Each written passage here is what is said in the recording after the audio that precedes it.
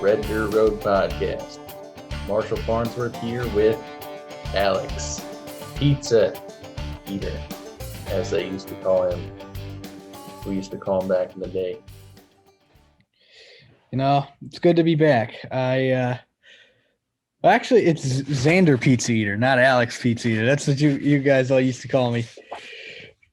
Xander have an Pizza addiction Eater. to Domino's. I forgot about that. Yeah. Yeah, how's it going? It's going fine. I mean, been sort of hanging out. Got up really late this afternoon, so still kind of wide awake, even though it's 9 p.m. Oh man, I'm the opposite. I've been working, and the job's been working a lot this month.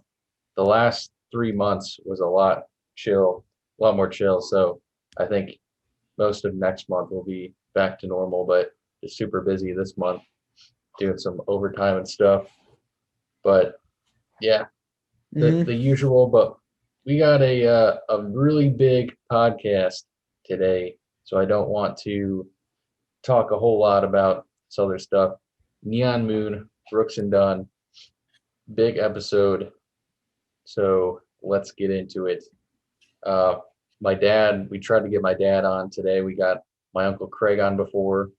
And so hopefully soon he'll be on here. Trying to get some other, this year, I think what we're going to do is have more just country fans on, as long as they're willing to, share the podcast, get the word out about us, not just having the country artists. So we look forward to that. Anyone interested, be on the podcast, hit me up. But Neon Moon, some things I found out about it. The most streamed song on Spotify off of this album. It is the longest song off the album. It's actually the only one that is 4 minutes or longer. So that's kind of interesting. The songs are not very long. And it's the most streamed song, I believe, overall on Spotify from Brooks and Dunn total. Has almost 100 million streams, which is pretty crazy because the song came out, almost 30 years ago, and Spotify didn't come out until, like 10 years ago. So, and it is currently the number 2 song, most popular song for Brooks and Dunn on Spotify. Number 1 being the Luke Combs "One Too Many" with Brooks. I was just gonna ask that. I'm like, what could have possibly beaten Neon Moon? Yeah, probably Neon Moon will go back to the top. One Too Many, more of a recent song, so that's probably why. So yeah, that makes sense. The Wikipedia page for Neon Moon, it has that it's written by Ronnie Dunn himself, recorded, of course, by Brooks and Dunn. It was released in February 1992 as the third single from their debut album, Brand New Man. The song became their third consecutive number 1 single on the country charts. It is also their first single to not have a music video. So the song's narrator is a man who's at a bar feeling brokenhearted because his significant other has left. So he spends, quote, most every other night beneath the light of a neon moon. And some cover versions of the song are, it says, on December 18th, 2018, American pop band Cigarettes After Sex released a cover version to streaming platforms. Brooks and Dunn recorded a version of the song with Casey Musgraves, which appeared on their 2019 duet album Reboot, which was released in April 2019. Casey Musgraves also performed the song on several dates of her 2018 to 2019 Oh What a World tour. Kelly Clarkson covered the song with Gwen Stefani, John Legend, and Blake Shelton from the first season of The Kelly Clarkson Show, as Kelly Oak aired on November 21st, 2019. And it peaked at number 1 on the country charts number 9 on the country chart for the year-end chart, 1992. So, what do you think about this song, Alex? Well, I mean, I'll give it props from an artistic standpoint, and I have a very interesting view on this song because it's not my favorite song by Brooks and Dunn by any stretch. I guess I never really understood it and why it was so popular because it's kind of got this steel guitar sort of riff and a nice kind of slow ballady feel to it, and it's long. I mean, and there's nothing wrong with it being long. I mean, it has a lot of subject matter in it, and they do a lot of good. Ronnie Dunn does some good singing. Um, there's not much to it musically speaking, except for the instrumentation, which is pretty good. But I mean, it just has never clicked for me as a great Brooks and Dunn song. And I know it's like their biggest hit. If like it's almost more than Brand New Man. It's one of the top 5 on Spotify, and without a doubt, it's like you said, a lot of the different artists have done covers of it, but I think honestly it's overplayed. I think that it's not all it is cracked out to be in terms of just a it's a decent song, and I mean I don't think there's anything wrong with it per se, but I just I think it is overplayed, and I as much as I give Ronnie Dunn props for writing this song and for coming up with good subject matter, good lyrics, and all of that, I don't think it's as good as number one it could be, and number two, I think it's a little bit overrated for Brooks and Dunn. I think that there are definitely much better songs that Brooks and Dunn have written. Oh man, I did not expect that. Wow, Yeah, I got to I know. I defend. kind of I kind of threw down the gauntlet there. So let me before I go into defending this song, are you saying in general it's not great, or are you saying like compared to how popular it is? I'm saying no. I'm not necessarily saying in general it's not great. I think it's overrated comparative to the other Brooks and Dunn songs. I think it's a decent song, and I think they did a good job with it. I just think that there's better, like there are better Brooks and Dunn songs than this, in spite of the fact that it is so popular on Spotify. Like, and I've honestly I haven't understood why, because I personally think like that Boot Scoot and Boogie or Brand New Man is a lot better than this, but it's a good ballad, but it's not like my favorite. So I would say this is a fantastic song. I will say you did bring up a good point on the music. It is a simpler sort of the music type of the song is not as complex. It's not as interesting as some of the other ones. Um, you know, Brand New Man even has a little bit more uh, Little Miss Honky Tonk, ones that are more upbeat. They shift around. This one, a pretty simple song and not a whole lot of the honky tonk type of vibe. But I gotta say, fantastic writing in this song, much better than what we went through with the Kix Brooks album and even a lot of the other Brooks and Dunn songs. I think Ronnie Dunn hits this one out of the park as far as the writing. It's pretty fantastic. The music, you could be right there. I think it's not the best, not the most unique, but then it brings you in so much, and I think that's what people I think enjoy about the song. So basically, it takes place in a bar, and the whole vibe is so clear. It's like a smoky kind of a country bar, and neon moon. So you already get the vibe even from the title of the song that it's like at night, and in a bar they're often known for having like neon signs, and so it captures you into you're sitting at a bar at night and you're thinking about maybe an ex-girlfriend or a girlfriend that just left you. And so that I think is why people really like it, is it captures you in so much. And it it's patient. It's a patient song. That's why it's kind of longer. And Ronnie Dunn's patient with it. I think his singing the song is fantastic. Um, I think he steals the show. I don't have really much bad to say about the song.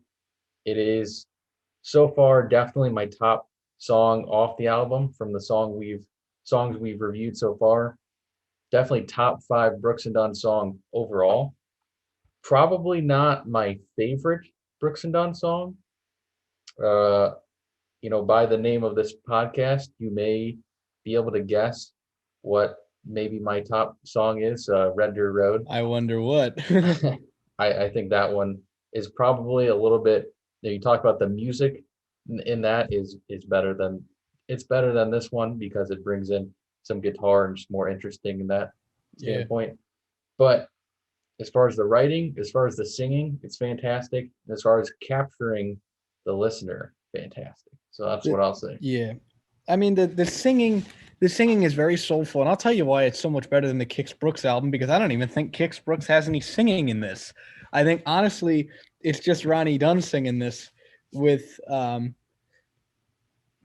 with bass when he wrote it too. So like you see a lot of the Ronnie Dunn type soul stuff in it. And I think it's also one of those songs where you could probably in a live version and at a concert, just sit there and keep adding verses to it, because the backtrack, the instrumental and the melody is so simple that you could just keep going for hours if you wanted to, because the vibe is there.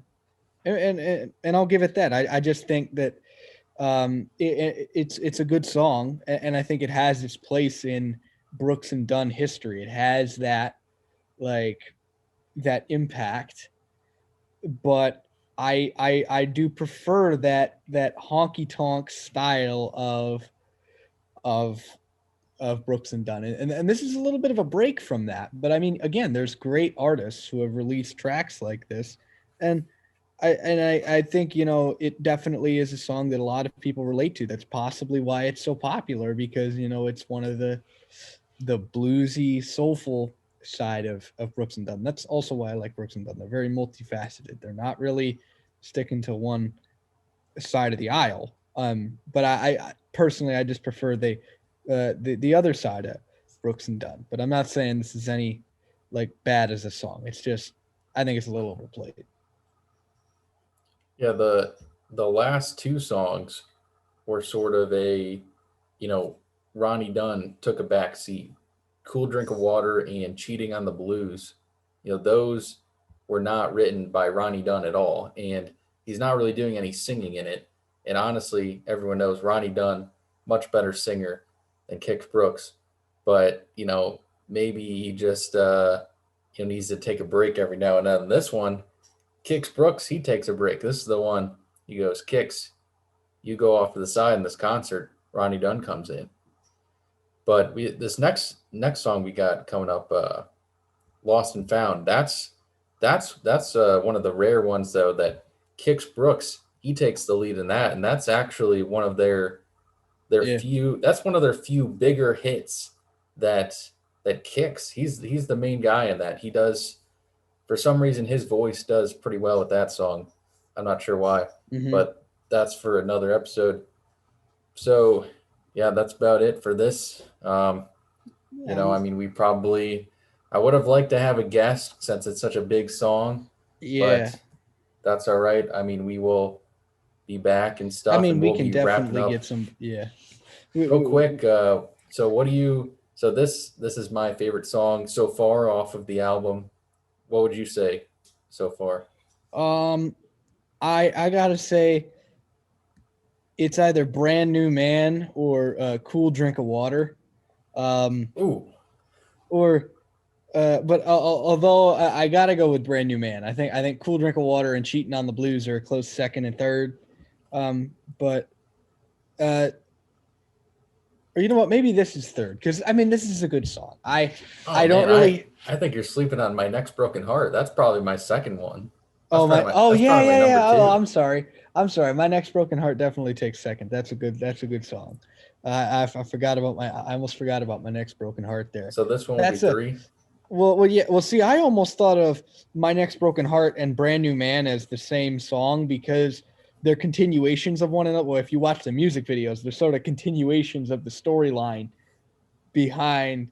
Like they shot Brand New Man. They shot um my next broken heart probably in the same weekend, and it's got the same storyline at least for the music videos, so I kind of tied them together there. But definitely my next broken heart is a great song.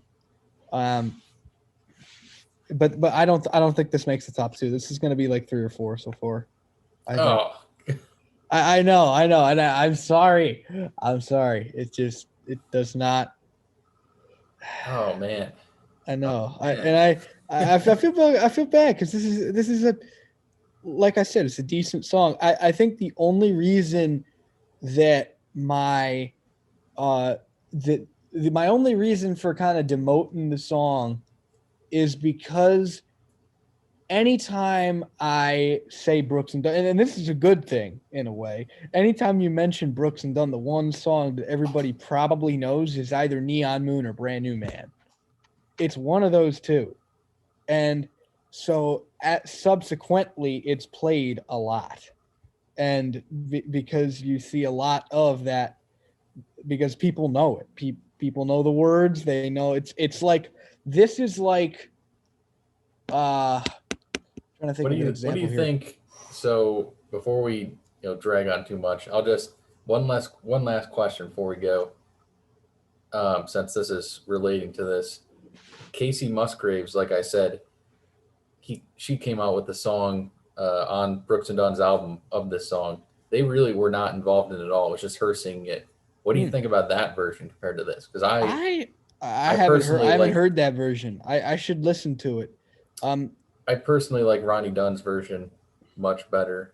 yeah, I I don't. actually I like a lot of those songs off that new album, but her version I did not, because they just she didn't even incorporate Brooks and Dunn really at all. It was completely just her, and Mhm. I don't know, it just didn't really feel quite as right. I'm not sure why.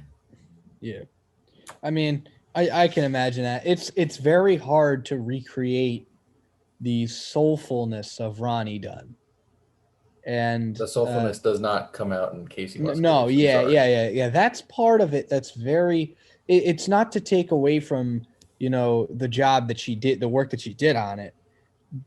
Even though I haven't really listened to it, I will just say that it's very like, to be better than Ronnie Dunn, or to be as good at like to be as good as Ronnie Dunn singing his own songs is pretty difficult, because like some songwriters, man, they don't sound any good singing their own songs, but Ronnie Dunn definitely sounds amazing singing his own songs. And it probably just wouldn't, like, I could imagine listening to it wouldn't seem as fitting because you don't have Ronnie Dunn there.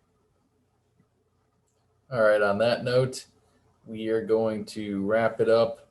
Until next time, Red Dirt Road podcast fans, signing off. Sounds good. See you next time.